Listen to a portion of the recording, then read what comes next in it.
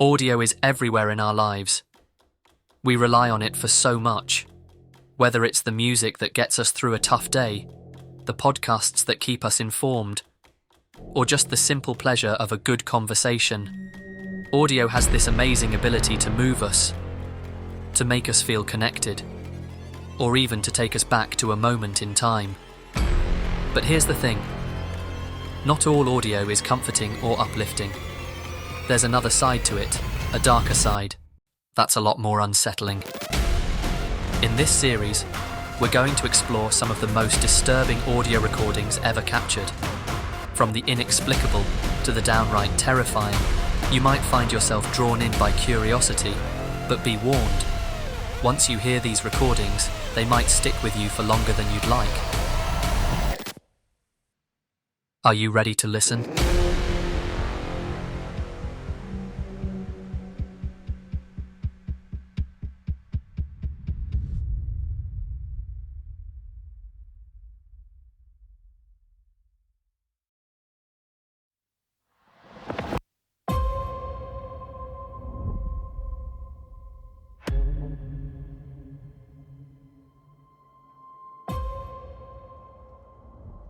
It's the middle of the night, and the phone rings at the police station. On the line is a voice, frantic, trembling, almost childlike in its desperation. Just hurry, she's laying on the ground in the back by the railroad tracks, by the engine. Hurry. What's the address? I don't know. But this isn't someone calling for help. It's a confession. This is the weepy-voiced killer, a man who, after viciously attacking his victims, would pick up the phone, dial 911, and break down in tears as he confessed to his crimes. Paul Michael Stephany wasn't your typical attacker. He didn't bask in the notoriety or keep a cold distance from what he had done. Instead, he was haunted by it. So much so, in fact, that he couldn't stop himself from calling the very people who were trying to catch him. His calls are some of the most disturbing you'll ever hear, because in them, you can hear a man who's torn apart by what he's done, yet completely unable to stop himself from doing it again. To really understand the weepy-voiced killer, we need to go back to where it all started, the troubled childhood of Paul Michael Stephany. Born in Austin, Minnesota in 1944, Stephany grew up in a large Catholic family, but his upbringing was far from the nurturing environment you'd hope for. His mother remarried when he was just 3 years old, giving him a stepfather who was known to beat his stepchildren, sometimes even going as far as throwing them down the stairs. Stephany, one of the younger kids, often found himself on the receiving end of this violence, and it left deep scars that he would carry with him for the rest of his life. Living in constant fear as a child does something to you. For Stephany, it seemed to plant seeds of anger and confusion that would grow over the years. He spent his childhood trying to survive, and by the time he was an adult, those early experiences had twisted into something dark and destructive. As an adult, Stephany tried to build a life for himself. He moved away, took on various jobs, working as a hospital janitor, a shipping clerk, but no matter where he went, the shadows of his past followed him. It was as if all the pain and fear he'd experienced as a child had been bottled up inside him, waiting to explode. And explode it did. Paul Michael Stephany's path to infamy began on New Year's Eve, 1980, and it was as brutal as it was shocking. His first known attack targeted Karen Potak, a young woman out celebrating with friends. The assault was horrific. Potak's skull was fractured in multiple places, but against all odds, she survived. That night could have easily ended with her death, but she was lucky enough to remain alive, albeit without her memory from the severe head injuries she sustained. What Stephany did next was what made him truly stand out. Instead of just disappearing into the night, he did something almost unthinkable. He called the police.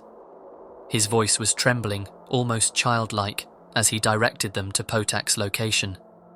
He confessed, sounding as though he were pleading for forgiveness. Yes, please, this is an emergency. Please send a squad to Pierce Butler Road, Malmberg Manufacturing Company, machine shop. Please, there's an ambulance too. There's a girl hurt there. Can you tell me what happened to her?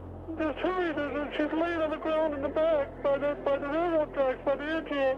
Hurry. What's the address? I don't know. This was the first of many calls that would eventually earn him the chilling nickname, the weepy-voiced killer. But this was only the beginning. 6 months later, Stephanie struck again, this time with even deadlier consequences. Kimberly Compton, an 18-year-old student new to St. Paul, Minnesota, was his next victim. After offering her a ride, Stephanie brutally stabbed her with an ice pick. Once again, the guilt seemed to overwhelm him, and he picked up the phone. Oh, you find me? I just stabbed somebody with an ice pick. I can't stop myself. I keep killing somebody. It's a chilling admission. A man confessing to the compulsion that drove him to kill, even as he begged for someone to make it stop. What makes Stephanie's crimes so disturbing is the duality they reveal in his character.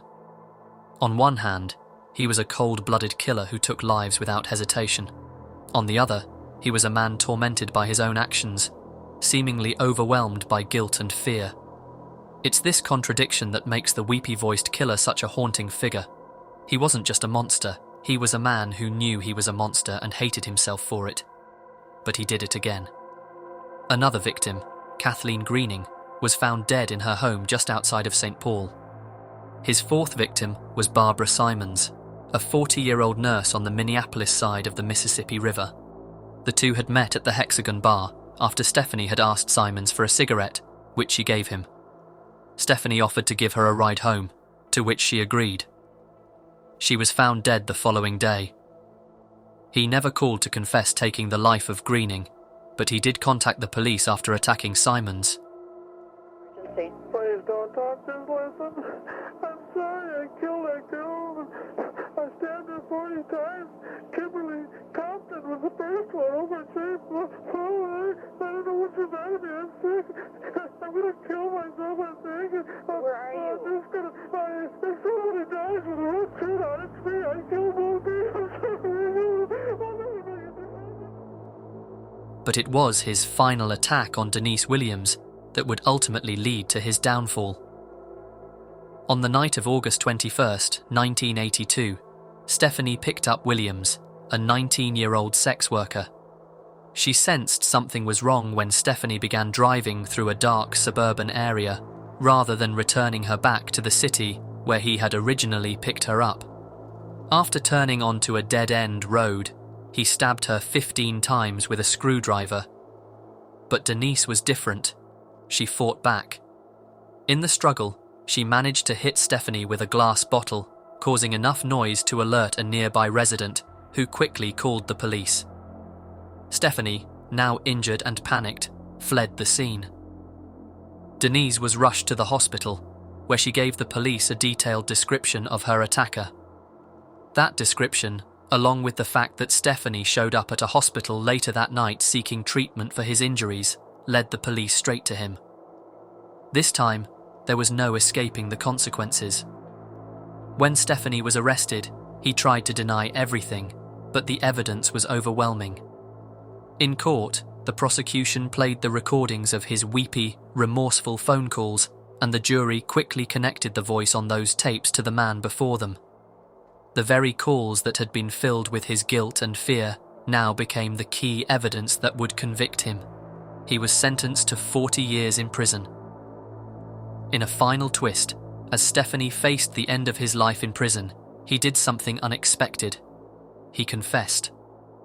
In 1997, Stephanie was diagnosed with skin cancer, and after discovering he had less than a year to live, he decided to confess to taking the lives of Kim Compton, Barbara Simons, and Kathy Greening. He wasn't a suspect for the death of Greening, as he never made any phone calls to the police, as he had done with the other cases. He died in prison in 1998 from skin cancer. The story of Paul Michael Stephanie, the weepy-voiced killer, is one that lingers in the minds of those who hear it, not just because of the brutal crimes he committed, but because of the haunting phone calls he made afterward. Those desperate, tear-filled confessions gave a chilling insight into a man who seemed genuinely tormented by his own actions. It's this eerie combination of savagery and remorse that makes his case so unforgettable. For the police, Stephanie's calls were both a blessing and a curse. On one hand, they offered crucial clues that helped connect the dots between his crimes. On the other hand, the raw emotion in his voice made it clear that they were dealing with someone who was deeply disturbed. Serial killers don't usually call the police to confess and cry about what they've done. Stephanie did, and it baffled investigators. Was he seeking help, or was this just another twisted aspect of his psyche? Whatever the reason, those calls became key pieces of evidence that eventually led to his arrest. Years after his death, the case of the weepy-voiced killer continues to fascinate and horrify. Paul Michael Stephanie's legacy isn't just about the lives he took, but about the haunting cries for help that followed. Cries that revealed a man as tormented as he was terrifying.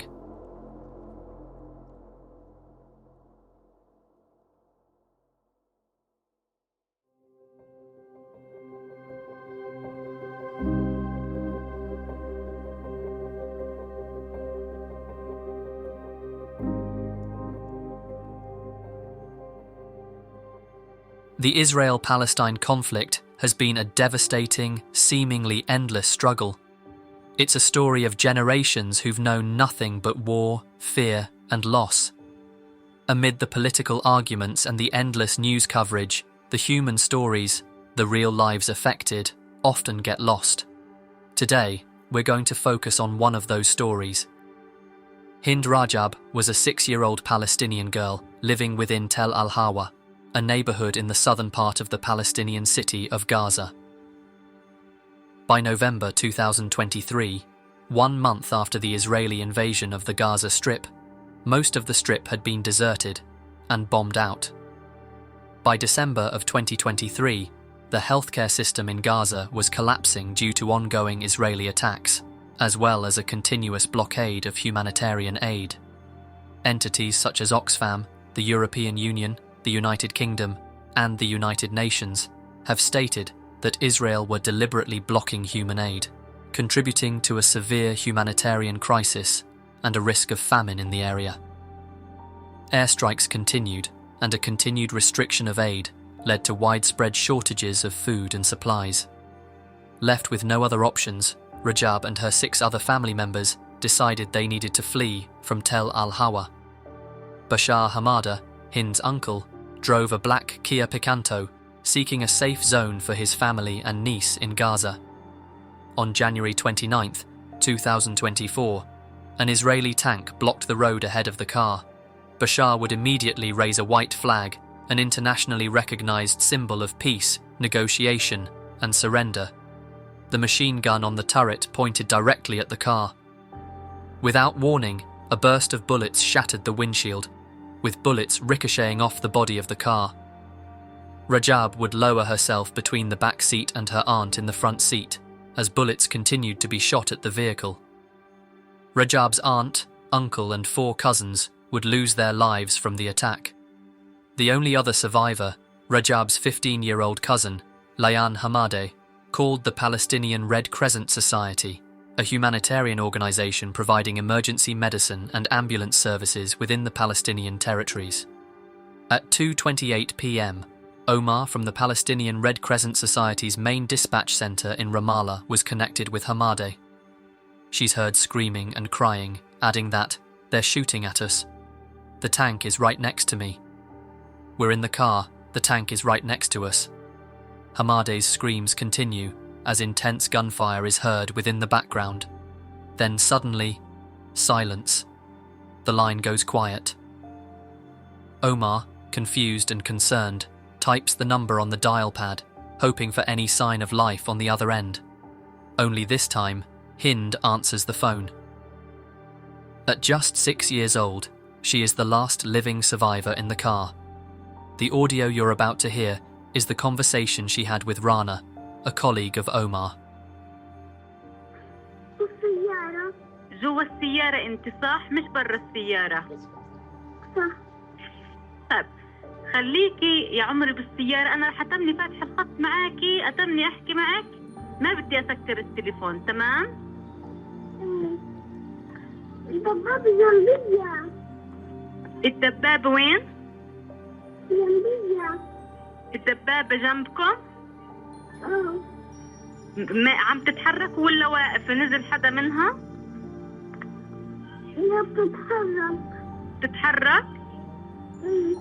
هي بتتحرك جنب السيارة ولا هي جاية من ورا السيارة أو من قدام السيارة؟ من قدام السيارة. هي جاية عليكي من قدام السيارة الدبابة؟ قريب كتير؟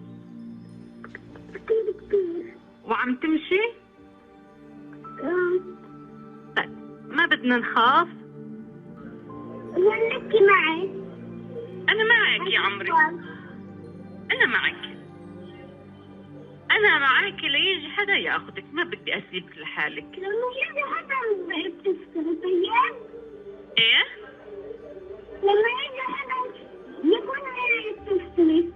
لا أنا بدي أتمني معاكي لأطمن إنه حدا هلال أو حدا جاي ياخدك.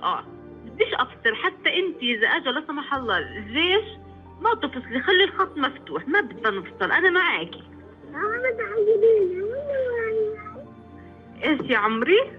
خليكي معي. يا حبيبتي يا عمري والله معك، هيني أنا مش تاركك، بحكي معاكي، ما بدي أصلا أتركك. أكثر من ساعة. إيه؟ أكثر من ساعة. أنا بكون موجودة حتى يلينا. إيش؟ حتى يلينا. بكون.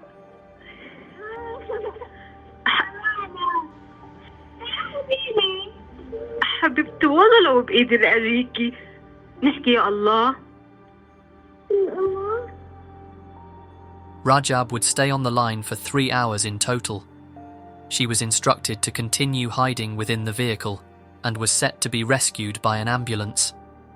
As the area came under siege, the Palestinian Red Crescent Society coordinated with the Gaza Health Ministry and the Israeli military, trying to secure safe passage for an ambulance crew to reach Hind Rajab and her family. However, the rescue mission took a terrifying turn. The ambulance crew reported that they were being targeted by laser lights, which they believed were coming from Israeli forces. In the midst of this chaos, the situation grew even more dire. The crew heard what they described as gunfire, or possibly an explosion, and then silence. The connection was lost, and the fate of Hind, her family, and the paramedics remained a chilling mystery. It wasn't until 12 days later, on February 10th, 2024, that the horrifying truth was uncovered. After Israeli forces withdrew, Hind's family returned to the area and made a devastating discovery.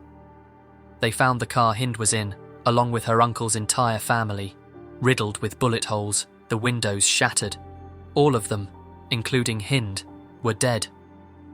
Just a few feet away, the Red Crescent ambulance was found completely destroyed, a grim testament to the violence that had unfolded. Inside were the bodies of the 2 ambulance workers, Yusuf al-Zaino and Ahmed al-Madoun, who had risked everything to try to save lives, only to lose their own in the process. An initial investigation by the Euro-Mediterranean Human Rights Monitor painted a grim picture. Hind Rajab and her relatives were killed in what they described as a planned execution by the Israeli army. According to their findings, a US-made missile was used in the attack that not only took the lives of Hind and her family, but also killed the Red Crescent paramedics who were trying to save her. Shell fragments from an American-made projectile were found at the site where the Red Crescent ambulance was destroyed while searching for Hind and her family.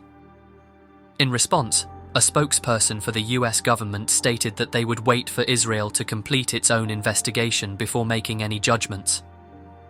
The Israeli Defense Forces, after a preliminary investigation, claimed that no IDF troops were near the vehicle or within firing range at the time, suggesting that coordination with ambulances was unnecessary.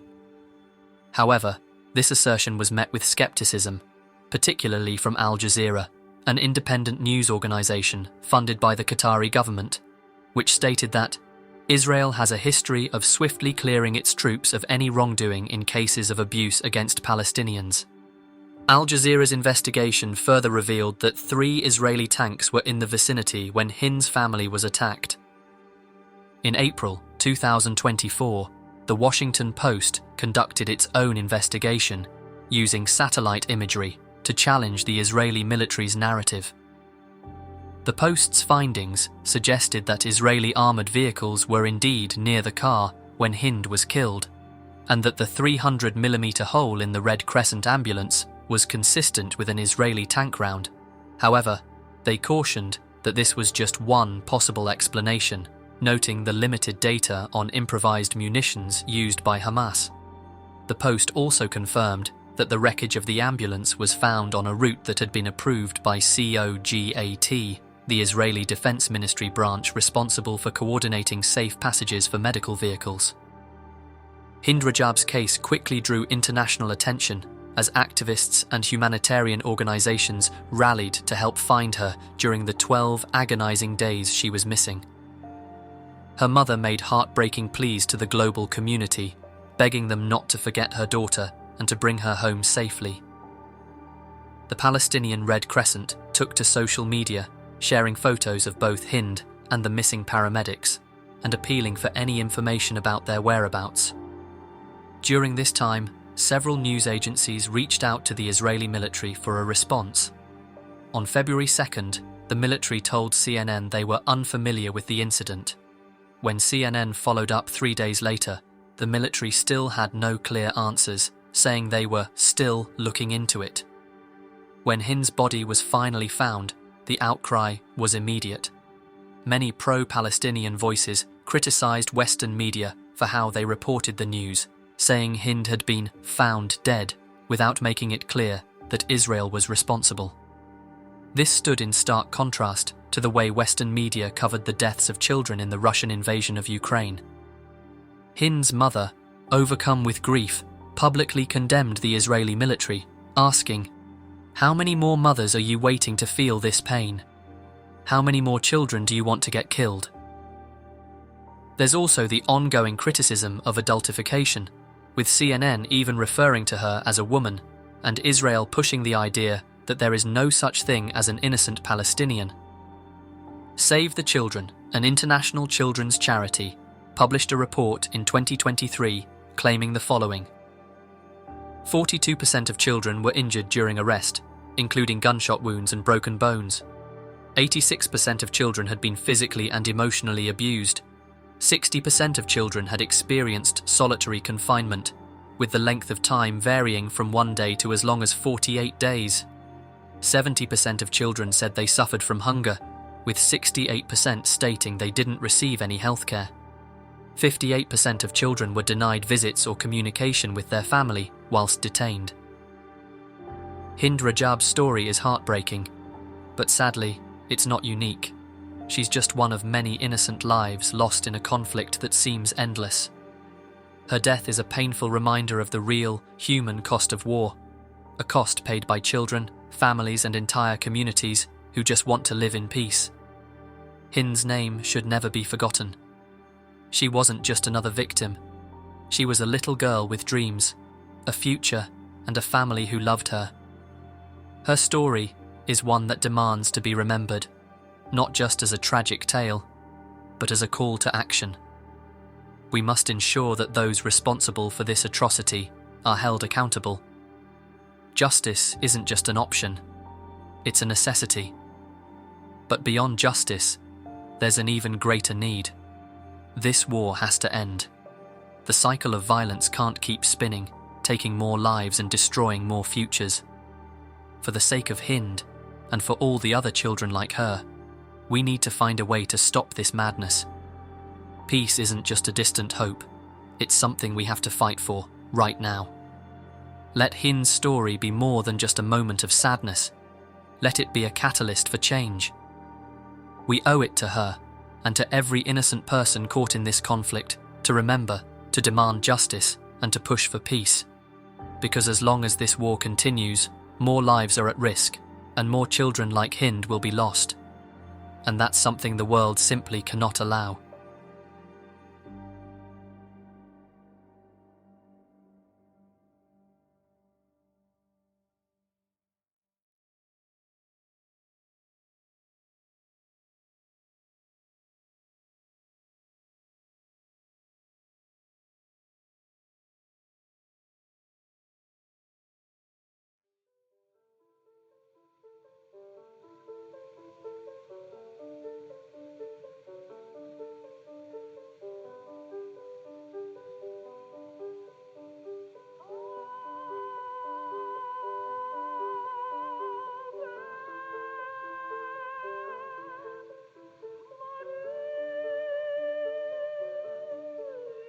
As you listen to the delicate notes of Ave Maria filling the air, there's something captivating about the voice.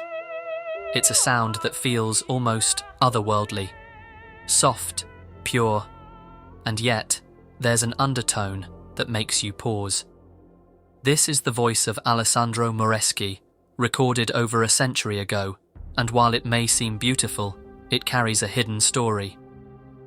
Now, what if I told you that the voice you heard doesn't belong to a woman or a child, as you might think? This voice comes from a man, but not just any man. He's the last of his kind, the result of a practice so disturbing that it's hard to believe it ever existed. But here we are, having listened to a voice that's both enchanting and unsettling. Alessandro Moreschi wasn't just any singer. He was part of a tradition that spanned centuries. A tradition that, for a time, produced some of the most celebrated voices in the world. But to understand how someone like Moreschi came to be, we need to go back in time to an era when music wasn't just about beauty, it was also about power and influence. In the 16th and 17th centuries, Europe, especially Italy, was undergoing a musical revolution. Churches and royal courts were the heart of this movement, and they craved voices that could do more than just sing. They needed something extraordinary, something that could fill the grand spaces of their cathedrals and captivate anyone who listened. Back then, the high-pitched, clear voices of young boys were considered ideal for the intricate and demanding music of the time. But there was a problem. Nature had its own plans. As these boys grew up, their voices would change, deepening and losing the clarity that was so highly prized. So, society turned to a practice that would change these boys' lives forever, a practice that was both revered and deeply controversial. This practice involved something that, today, might sound almost unimaginable. To preserve the purity and range of a young boy's voice, surgeons would perform a procedure that effectively halted puberty. The procedure was brutal. Young boys were subjected to castration, a surgical operation that removed or damaged their testicles before they reached puberty. The goal was to prevent their voices from maturing, keeping them in that high, ethereal register that was so prized by choirs and composers. The process was as dangerous as it was painful. Performed without modern anesthesia, and often in unsanitary conditions, it was a risky operation that didn't always go as planned. Many boys didn't survive the procedure, and those who did were left with lifelong physical and psychological scars. The boys were usually taken from poor families, whose parents were either desperate for the potential financial rewards or had little choice in the matter. For many, this procedure was seen as a twisted form of opportunity, a chance for their child to escape poverty and achieve fame. The outcome for these boys was uncertain.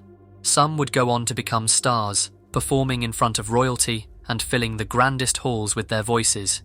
These singers, known as castrati, were often celebrated like celebrities, adored by the masses and cherished for their unique abilities. But the price they paid was steep. Their voices remained uncommonly high and powerful, but their bodies were forever changed. The castration not only altered their physical development, but also left them in a strange limbo, neither fully male nor female in the eyes of society. For others, however, the dream of fame and fortune never materialized. Many were left with the scars of a practice that took more than it ever gave back. They struggled with their identities, caught between the praise for their voices and the personal toll of what they had to endure. The physical consequences of castration could be severe, leading to health issues that plagued them for the rest of their lives. Moresky was one of the few who made it to the top, but even then, the cost was unimaginable. His voice, captured on those old recordings, is a relic of a dark chapter in history. A chapter that, once you know the full story, changes how you hear every note he ever sang. Born in 1858, Moresky came into the world at a time when the practice of creating castrati was already fading. By the late 19th century, society was beginning to question the ethics of such practices, and the world was slowly moving on. But Moresky was among the last to undergo the procedure, his voice becoming a living reminder of a bygone era. In the early 1900s, Moresky made a series of recordings, some of the first to ever capture a castrato's voice. These recordings, though primitive by today's standards, offer a rare glimpse into a world that was quickly vanishing. Listening to them now, there's something haunting about the sound, not just because of the ethereal quality of Moresky's voice, but because of what his voice represents, a life shaped by a tradition that demanded everything in exchange for musical perfection. As remarkable as Moresky's voice was, it's impossible to separate its beauty from the disturbing reality of what he endured. Knowing what we now know about the process that created voices like his, these recordings take on a different tone. They're more than just songs. They're about the human cost behind the music, glimpses into a darker side of history where art and ethics collided. Listening to Moresky today, there's a melancholy that runs through every note. The purity of his voice, once celebrated, now reminds us of the price paid for such beauty. His recordings may be all that remain of his legacy, but they speak volumes about the world he lived in and the sacrifices he made. When you listen to Moresky's voice now, knowing what he went through, it hits differently. There's an unease that settles in, a reminder that some of the most haunting stories are found not in fiction, but in the lives of real people who endured unimaginable things. Moresky's voice may be the last of its kind, a final echo from a world that's long gone. But the questions his story raises about the cost of perfection, the sacrifices made for art, those are questions that will always matter.